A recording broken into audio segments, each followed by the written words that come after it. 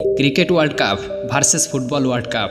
Cricket fan like করো আর football fan comments করো আর দুজনে মিলে চ্যানেলটি সাবস্ক্রাইব করো। দেখা যাক কে জিতে। ক্রিকেট ওয়ার্ল্ড কাপ সর্বপ্রথম 1975 সালে খেলা হয়েছিল আর ফুটবল ওয়ার্ল্ড কাপ সর্বপ্রথম 1930 সালে খেলা হয়েছিল। ক্রিকেট ওয়ার্ল্ড কাপ 4 বছর পর পর খেলা হয় আর ফুটবল ওয়ার্ল্ড কাপও 4 বছর পর পর একবার খেলা হয়। ক্রিকেট ওয়ার্ল্ড কাপে 20টা দল অংশগ্রহণ করে থাকে, কিন্তু ফুটবলে 32টা দল।